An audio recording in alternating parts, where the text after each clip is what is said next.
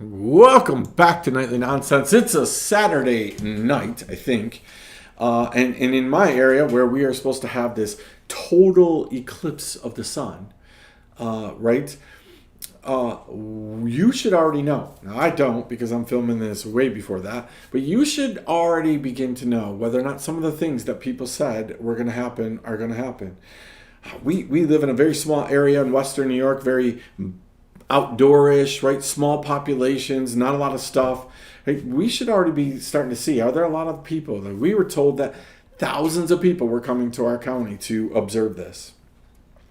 So we should start to see, is this going to be what people said it was going to be? Now, I want to just take a second and challenge you on this.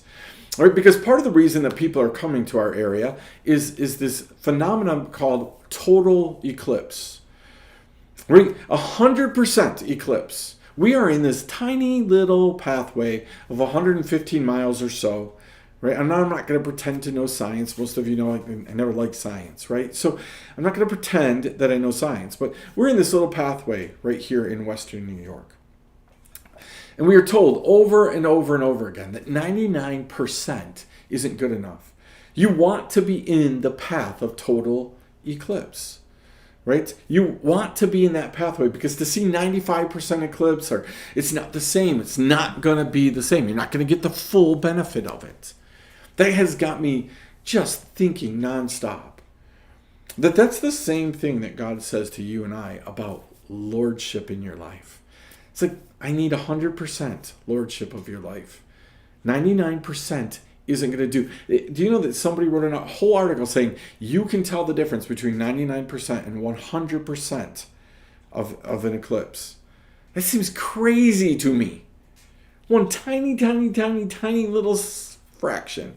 But you're going to be able to tell the difference. That there are going to be some cities that have 100% and 99% in the same place. You could literally cross the street and see a difference. That's mind-boggling to me. It's mind-boggling to me because for years we've had this whole 99 is close to 100%. 99 is okay. Round up. We've had this idea about Christianity. I can give God most of me and it's going to be okay. I can still have these areas here that I'm going to struggle in and not work and be defiant in and do all the things. I'm working on it is going to be okay with God. That 99% is okay. We've got this mindset that God's just going to be okay with that. That he's asked for 100%, but he'll settle for 99%. I think that this is like such a fascinating object lesson. Right? That God is looking at you and me and saying, I'm not going to settle. I don't want 99% of you. I want 100%. It's not okay to look at God and say, hey, I'm working on this area. Or, yeah, I just didn't get around to working on that area. There is a big difference. Does God know that you're working on things? Yes, Jesus makes up the difference. But you got to let Jesus make up the difference. And you've got to be proactively part of that process. Just assuming that Jesus is going to make up the difference when you get there. It's funny. When we were kids, your parents would give you $2. And then you would get up, you would buy something that was $1.99 or $2. And there's this assumption, right? Partly because when I was a kid, every store had this little penny jar, right? That people would leave their pennies, take a penny, leave a penny, right? Whatever you needed to make up the difference. So a lot of people started to depend on that. And they would say, hey, you know what? I don't need it the right change because there'll be change in that jar. Or, hey, I don't need to worry about this. I'll buy this and my parents will make up the 7 cents difference. But you know what? There were a couple times in my life where $2 meant $2. Literally got up to the counter, so excited about what I was going to get, and couldn't get it because I had $2. Didn't have $2.06. Didn't have $2.07, and there was no pennies up there.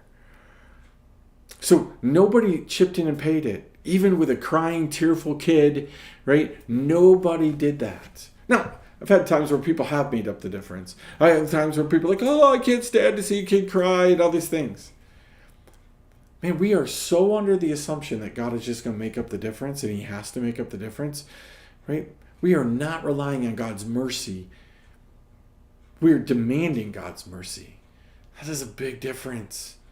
There's a big difference between God looking down and going, Annie, I know the intent of your heart. I know you love me. You just can't get this right, right? You're trying every day to get it right, but you just can't. And a big difference for me saying, God, I'm not going to work on this. I'm not going to get better at this. I'm not going to work on my weaknesses. You're just going to have to give me mercy. I'm going to heaven. There's a big difference between God saying, well done, come on in, and us saying, God, you have to take us. Like this eclipse is a fantastic object lesson. The way is narrow. Do you know there's a 115-mile, right, pathway? This is super narrow on our planet. And you aren't going to see it all if you're not in that 115 miles. If you're 5 feet out, you're not going to see it. That is crazy. But God says the same thing. God looks at us and says, the way is narrow. The pathway is narrow. And if you're 5 foot out, you're not going to get there. Man, we think that he's joking. There are going to be people that watch this eclipse and are absolutely crazily excited about the 75% they saw. Not even caring that they missed out on 25%. Until they start seeing and hearing the tales of the people who went to see the 100% and how great it was and how different it was and how it's a once-in-a-lifetime thing or whatever it is. Man, it's kind of crazy. Maybe the narrow path is the narrow path. Maybe you're not getting in if you're not on the narrow path. Maybe God's not kidding about wanting 100% of you. Maybe 95%, you're going to be like me. You get up to the counter and you can't get it. God says, you know what? I really meant it. Maybe we should ponder a little bit about that. Maybe we should think about our lifestyle. And does our lifestyle show a demand for mercy or a pleading and a crying out for mercy, that which we know we don't deserve? So think about that. We'll see it right here, Monday night edition and Eclipse edition of Nightly Nonsense.